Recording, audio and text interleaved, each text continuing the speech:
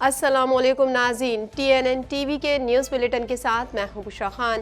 سب سے پہلے شامل کریں گے نیوز ہیڈ لائنز۔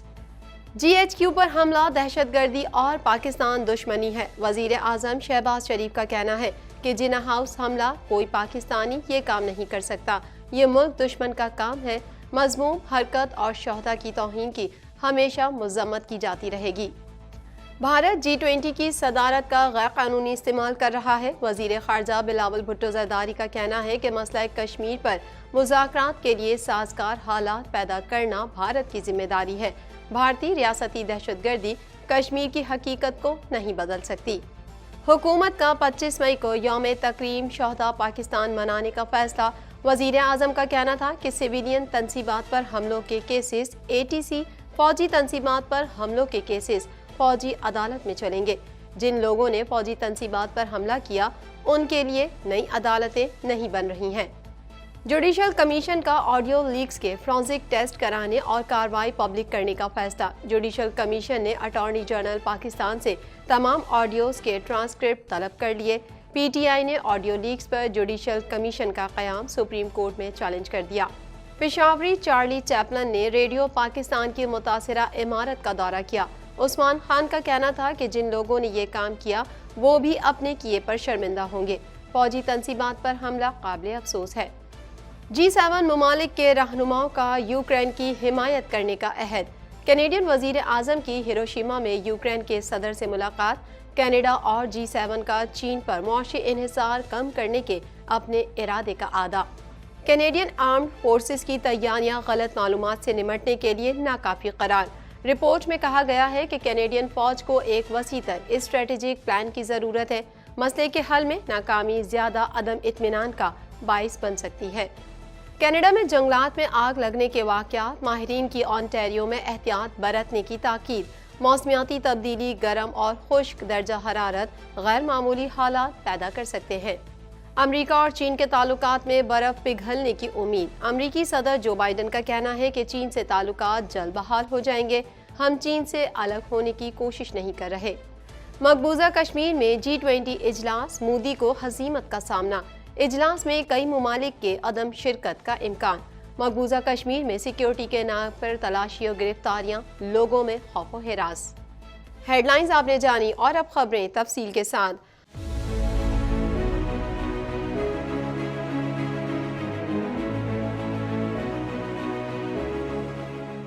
1.25 کروڑ کی آبادی پر مشتمل کراچی میٹروپولیٹن سٹی میں صحت کے حوالے سے ہسپتال تو بہت، لیکن فزیوتھراپی سینٹر نایاب ہیں۔ الحمدللہ ہم نے اس کمی کو پورا کرتے ہوئے گلستان جوہر میں زبیداس فزیوتھراپی سینٹر کا آغاز کر دیا ہے۔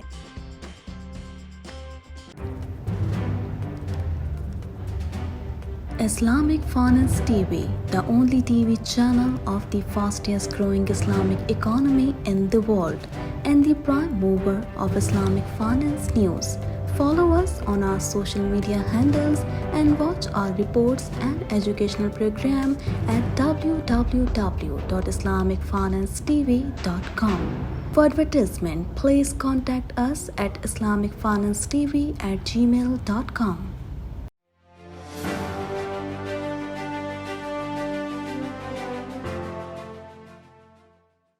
وزیر اعظم شہباز شریف نے کہا ہے کہ کوئی پاکستانی جناح ہاؤس کو نہیں جلا سکتا، یہ دہشت گرد اور پاکستان دشمن کا کام ہے۔ مزید جانتے ہیں اس رپورٹ میں۔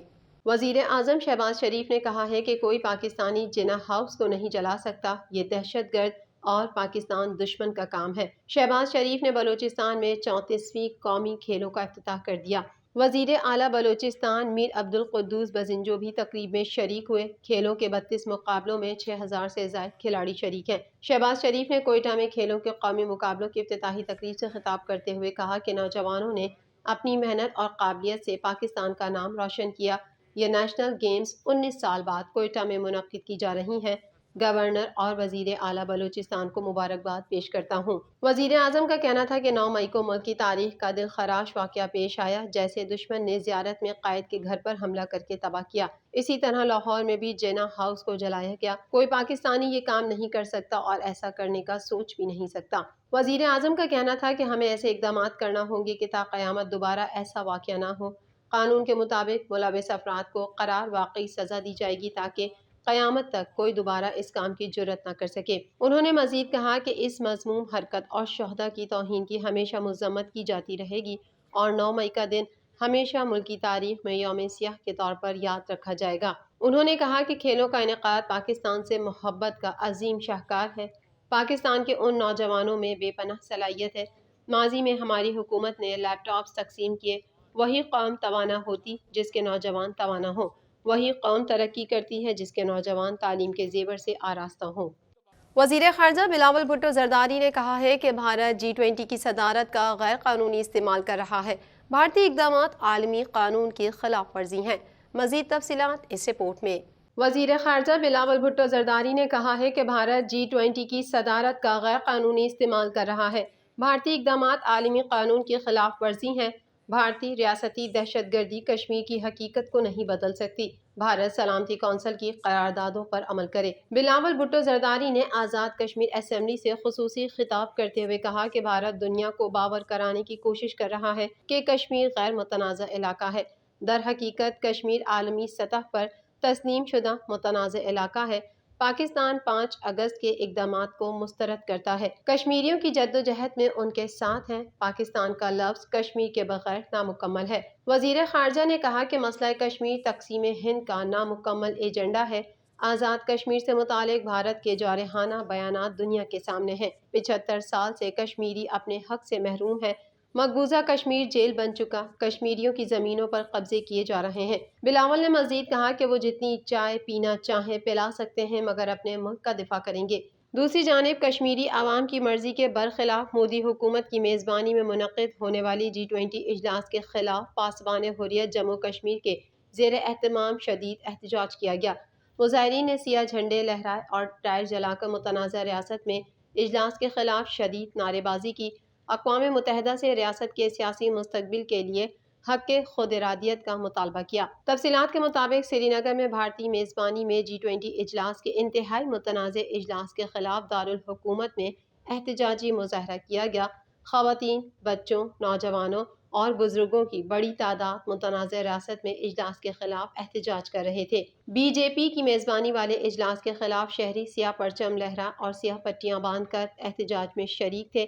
مظاہرین بائیکاٹ G20 بائیکاٹ، بھارتیوں قابضوں جموں کشمیر چھوڑ دو کی شدید نعرے بازی کر رہے تھے۔ مقررین نے کہا کہ سری نگر میں G20 اجلاس مظلوم اور محکوم کشمیری عوام کے لیے بے معنی اور فضول ہے۔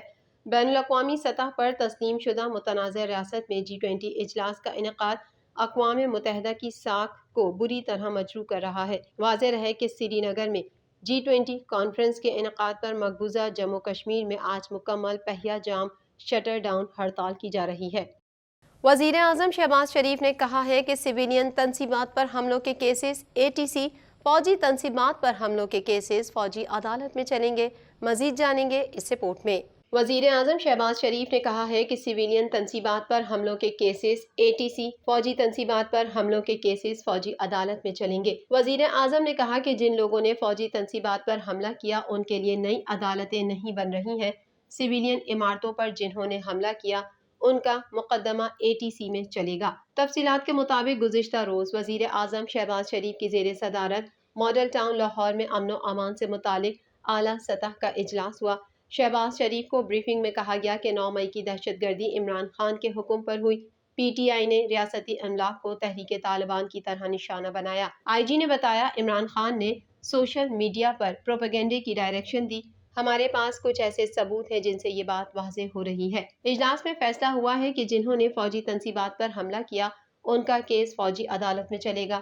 اجلاس میں قومی سلامتی کمیٹی کے فیصلوں کے حوالے سے پیش رفت کا جائزہ بھی لیا گیا۔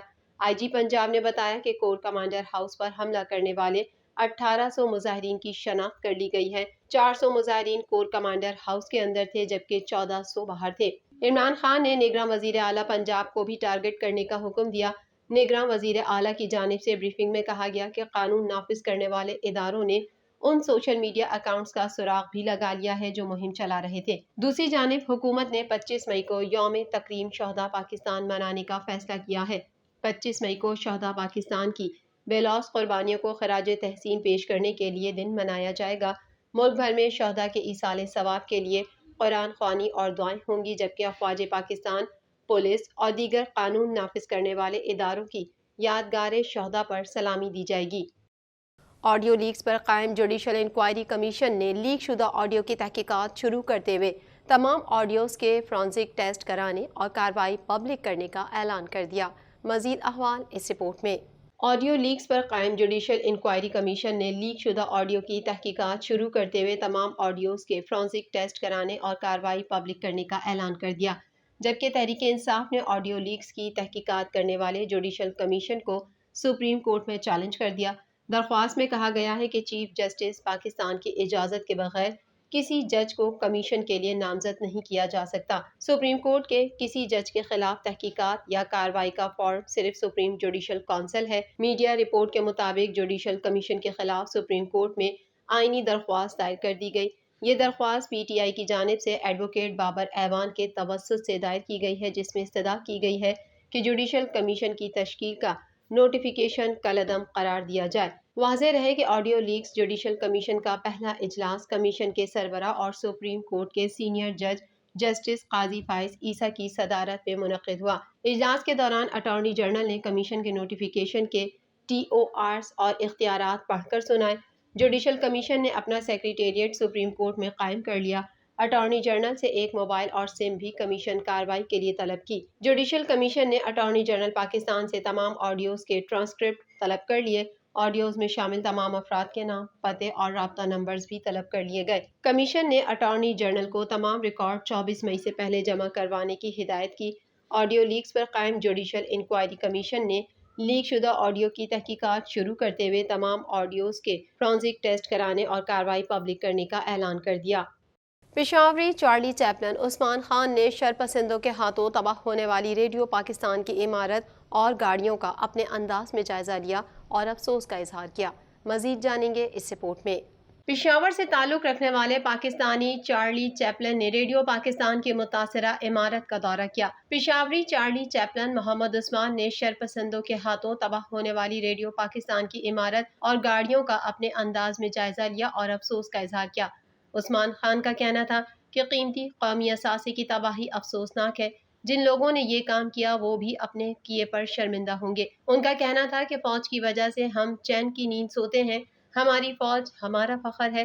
فوجی تنصیبات پر حملہ قابل افسوس ہے۔ فوج ہمارا باوقار ادارہ ہے اور اس کا احترام و وقار ہمیں اپنی جانوں سے زیادہ عزیز ہے۔ ہماری فوج ہمیں دشمنوں سے محفوظ رکھنے کے لیے سرحدوں پر اپنے فرائض نبھا رہی ہے۔ پاک فوج ہے تو ہم بھی ہیں۔ یہ دیکھو ہمارے ریڈیو پاکستان کو جلایا گیا ہے۔ جس چیز کی ہمیں خبر نہ ہوتی ہے وہ ہمیں ریڈیو پاکستان خبر پہنچا دیتا ہے۔ یہ جلانا کوئی اچھی بات نہیں ہے۔ ہمارے فوجی افسران ہیں یا فوجی جتنے بھی ہیں وہ ہمارے لیے بارڈروں پہ ڈپٹیاں کرتے ہیں اور اس کی وجہ سے ہم چین کی نیند سوتے ہیں۔